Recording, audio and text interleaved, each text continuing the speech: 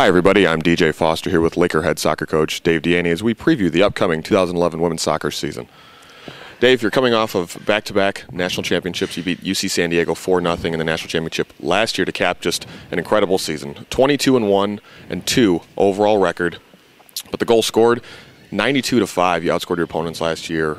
That wasn't even the most telling stat. It was 17-0 in postseason play in terms of goals scored. You blanked all 5 opponents. What can you possibly do for an encore this year?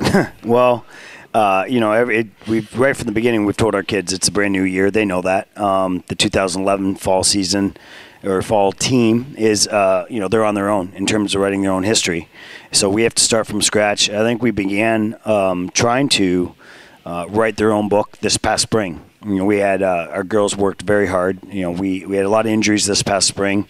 We play a very difficult spring schedule. The likes of Michigan, Ohio State, and Western Michigan. So we started right off the bat after giving them a little bit of a break, trying to write their own story and create leaders and see who's going to kind of come to the forefront. So people like Erin Marouz and Chelsea Parise really did a great job of leading this team this past spring. And we'll be in camp in about 2 weeks now, or 10 days, and it'll be kind of a everyday journey. We talk a lot about it's the journey versus the end result, and if you focus on the day-to-day, habits and chemistry and work ethic, we'll hopefully we'll be there in the end. So the 2011 team has their own story to write, and 2010 was certainly special, but we're focused on looking forward. Sure, and that's the way you have to do it. Now, you lost a terrific senior class. Looking back one more time, Jaylene Dingledine, Kristen Eibel, Jenna Wynn-Glinski, just to name a few. How do you replace the production lost by your seniors? Well, I don't know that we do early on.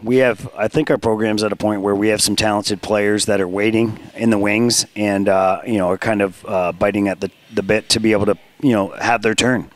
And we have some talent in this program. I don't think it's going to be right away. That we're able to kind of replace that talent. And anytime you have leaders and seniors that graduate, leadership is a big thing as well as the talent on the field. So, we're going to have the two things have to be replaced: the leadership from people like Kristen Eibel and Jenna Wynn-Glinski and Kylie Marino and people like that, as well as the talent. I think we have a good senior class, a very good senior class, small but talented, and both on and off the field. So we're looking forward to that. People like Lindsay Marlowe, who's gone through 2 ACLs to get to her final year, senior year, and Kayla Klosterman, and again, Chelsea Parise, who's a redshirt junior. So people like that, I think, will help us push through and are going to help, with off the field just as much as on the field as well.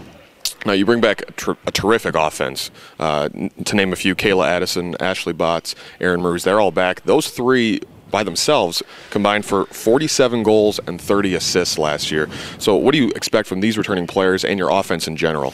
Well, we should be quite skilled and talented in all the attacking positions, whether it be the central midfielder positions or the forwards. We do bring an awful lot. I think when we were awful young last year, Kayla Addison, Ashley Botts, Alyssa Myra, Erin Hilbert. Those are we're sophomores. So their challenge will be to grow and get better both on and off the field, and to challenge themselves and not be comfortable with their past successes. So I think that's going to be a number one challenge. We have people like Maria Brown who didn't start last year, and that's going to be a challenge to try to get into the starting role. And she's very athletic and very talented as well, but there's going to be an awful lot of competition. Like I said, Lindsay Marlowe, who hasn't played the last year and a half, who is hungry to play and was playing her best soccer when she tore her ACL her sophomore year. So in the tournament. So, I think we've got to challenge as coaches, challenge our players to get better every day and not be content with the past. And I think that's on us, and we have a great coaching staff, and I think we'll do that. And people like we have a couple freshmen who I think you're gonna like to see on the field as well. UNA Odendahl from London, Ontario, and Jenny Shaba up front as well, who brings a lot of pace and played at a high level club. Both played high level club programs, so it's it's going to be competitive, and I think competition brings the best out of everyone, and our girls know that, and so we're looking forward to some exciting brand of soccer.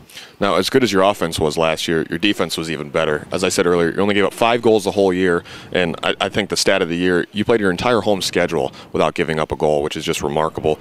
Now, you lose Jenna Winglinski, who was, I believe, the National Player of the Year last year, but you bring back players like Megan Brown, Taylor Ward. So talk a little bit about the defense and what you expect from them. Well, our team knows, I'm a kind of a defensive-minded coach anyways. That comes first. If you're not a good defender and that's not first and foremost in your mind, you're not going to play for us. You're not going to play in our program, and I think that's a big challenge for some of the freshmen in particular to understand. So we have great players coming back. I think when we speak defense, we have to replace somebody like Chris Nibel, who plays as kind of the defensive midfielder. That position in 5 years has been our team MVP all 5 years. Wow. When you go back to Katie Johnson, Megan Robinson. So our team recognizes that that player is talented and does an awful lot for our team and does all the stuff that people don't want. So I'm not sure who we're going to fill there. Probably Alyssa Meyer will get the first opportunity to play there. And then you talk about, Kayla Klossman had a fantastic junior year last year, first-time starter at that spot. Megan Brown, a 3-year starter, but she's being pushed by people like Kelsey Fiskus, and obviously Taylor Ward had a great freshman year last year. Stayed healthy, really one of the only freshmen that stayed healthy last year. So those players are going to bring depth, and we have Kayla Kimball, who had an unbelievable spring against playing like Michigan and Ohio State, and was finally healthy, and I think finally understood what it took to play at the college level, and she'll get a crack to compete with Molly Streeter, one of our juniors, Canadian juniors, to play in that other center back spot. So, and that's without talking about some of the freshmen, Alyssa Wesley and Kelsey Rothermel and Cassandra Wilshire, a Toronto girl. So, we're going to have depth there too, I think, and it's going to be real important that our again competition, and they're going to compete to get better and challenge one another, and we hope to be in goalkeeping. We bring all three of our 4 goalies back. So, Chelsea's obviously was our number 1 last year, but we have some talented freshmen in Michelle Marcus and Abby Miller too. Now, you've only lost 1 game the past 2 years and then the 2 national championship seasons, but that's nothing new. I mean, you're always in contention for conference, regional, national titles. What should the expectations be for this year's team, and what's going to be the key to success? Well, we have high expectations. I think that's the first thing. I think when you set the bar low, then the girls don't strive to perform at a high level. So we have high expectations. Early on, we do set one initial goal of winning a national championship, but aside from that, it's everyday goals, and achievements. We have program goals, try to represent our program and our school as best we can. But we're about working hard every day and challenging one another and not being comfortable with the past successes. And I think when you have competition, it has you focus on looking forward versus looking past, because you're always concerned about being better and challenging one another, and that's what we're hoping. That's been our success the last really 5 years.